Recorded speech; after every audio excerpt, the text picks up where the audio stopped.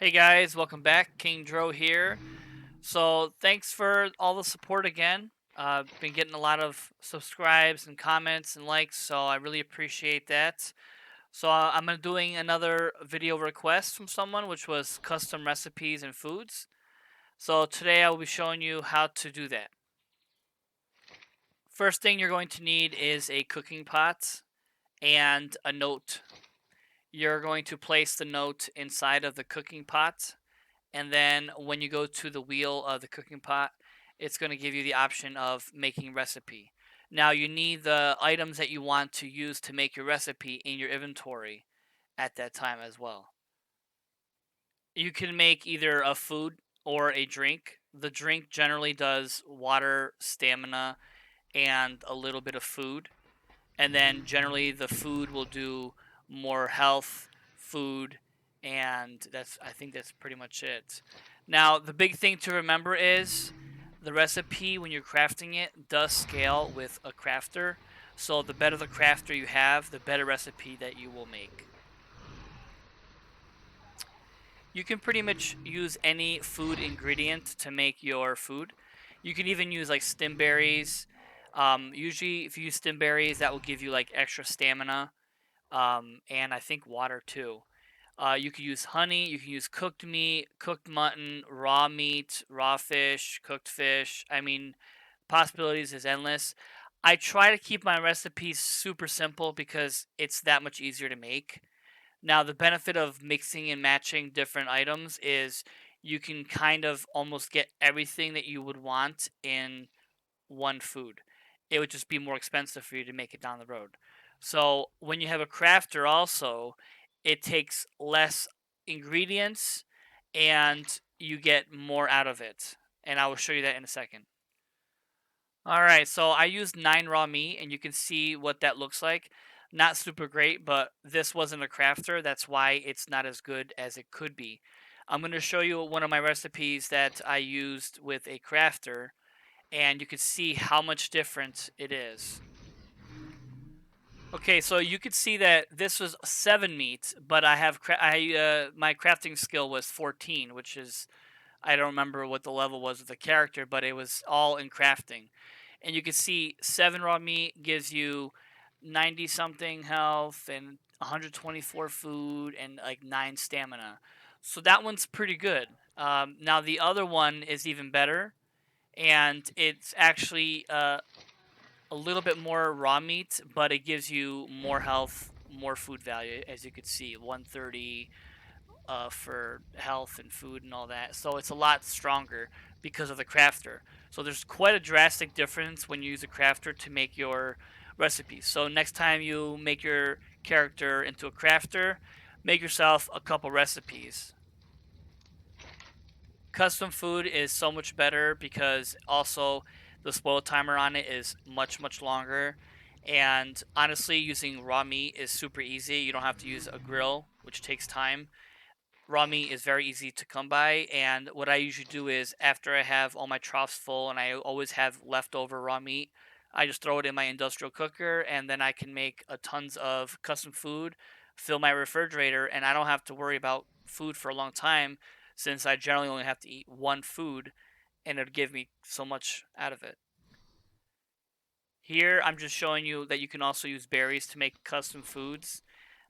Generally, you do need quite a bit of berries to make it a reasonable amount. Generally, I like to use the berries more for making the drinks, but without a crafter, it's not going to be that great without using like 500 berries. So really, unless you're using a crafter, custom foods isn't that great, but still better than cooked meat or a canteen. Now, the ultimate ingredient of making custom food without a crafter, believe it or not, element dust. It's insane the recipes that you can make with element dust. Without a crafter, I'm going to show you how insane it is.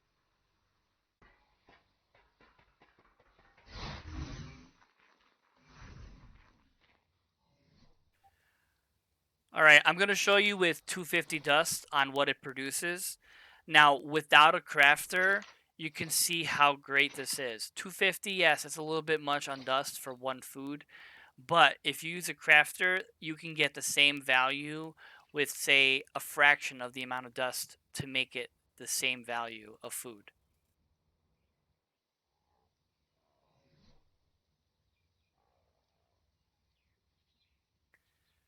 All right, so you can see what it looks like. 250 dust gives you 157 health, 157 food, and 157 stamina. That's crazy without a crafter. So by using a crafter, I could probably get that down to like, maybe 75 dust and give you the same value or even less. I haven't actually tried it with the crafter and element dust, but it's absolutely crazy since one Gotcha Crystal generally can give you up to 180 dust. So basically, think of it like that. One crystal gives you one food almost. If probably with a good crafter, you probably be even less than that. So if you really want to make good custom food, Element Dust is really the way to go. And you can make 100 stack, and it'll last you quite a while. All right, so the other thing I was going to show you is how to make the painting canvases to show pictures like the kibble recipes. Now, you can do this with other things too, like people have made like the Mona Lisa, and then you can like paint it and give it like artwork to your base and stuff. So I'm going to show you exactly how to do that. It involves downloading a few files, which are just like picture files that are really small, and then I'll show you where to put it in what folder. You're gonna have to make a bunch of dye, so I'm gonna do a quick little snip on how to make dye as well. Okay, so most recipes involve for the dye the four kinds of berries: the ambleberry, the azulberry, the tintelberry, and the stimberry. Oh, and narcoberry too. You will also need gunpowder, spark powder, and charcoal. Now, you can look up on the ArcWiki the recipes for the dye. I'm just going to show you a few right now, how easy it really is, just by putting like a stack of, one kind of berry and then like charcoal will yield a bunch of colors. All right, so you're going to need a few things. You're going to need a painting canvas. It's an easy engram to learn, very cheap to make. And you're also going to need a paintbrush. All right, so you can place a canvas pretty much on anything like a refrigerator like I have here or a wall. You can also place it on a bunch of other items, but I place it on the refrigerator because that makes sense. And I also like to put it on maybe on the industrial cooker, maybe, since I generally only have a painting of like the things I use the most, which is extraordinary kibble, which is like the best kibble to be able to use, and then maybe like veggie cakes is another one that I might place. All right, so you're gonna take your paintbrush and you're gonna hit the canvas. Then you're going to go up and you're gonna see this option for load paint from this type. You'll see a list of all the paints you have, all the items that you can paint, I should say. Um, if you don't have any in there, then it'll be empty, but I'm going to show you how to get them in there also. All right, so you see on the right column, it says missing resources. That's the colors that you need and how much of them you need. So I don't have any paint in my inventory. So what you do is you put all the coloring dye in your inventory that are required. And then once you have the required thing, the option will come up to hit paint. And then you hit apply paint. And then simply it will paint it for you. It does take a little bit to paint that much stuff. But it will place it like the picture I have there. All right, so now I'm going to show you where to get the files to be able to do this. So you're going to open up your browser and you're going to go to arcpaint.com, or you can just go to Google and search arcpaint. You're going to come to this website. And at the main page, it shows you all the types of paintings that you can do. There's all sorts of paintings. There's category that you can filter through and all that, but just go up to the search bar and just literally type in kibble and you're going to get a whole mess of different types of paintings for kibble. Now, you don't have to use the one I used. There are other ones that you can use that might benefit you more, or maybe you like the way it looks better than the one I used.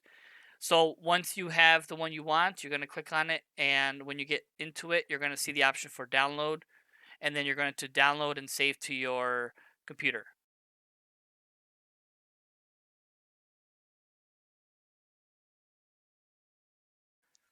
All right, so once it's saved, you're going to go to your download folder and you're going to open it up. You're going to find the file that you just downloaded. You're going to extract the files and into a folder wherever you prefer. Okay. Then you're going to open up that folder that you just extracted and you're going to highlight them all. If you hold shift and then click to each end, it'll highlight them all. You're going to hit control copy or control C, I should say. You're going to copy all the files. You're going to go to your C drive, program files, x86, depending on your Windows version. You're going to go to your Steam folder. Then you're going to go to your Steam apps and then common, arc, and then shooter, save files, and then you're going to see a folder for my paintings. Once you open up that folder, you're going to see that that's all the files I already have in there. That's where you're going to paste all those painting files that you just downloaded. Then once you've done that, it'll give you the option in game to do what you want with the painting.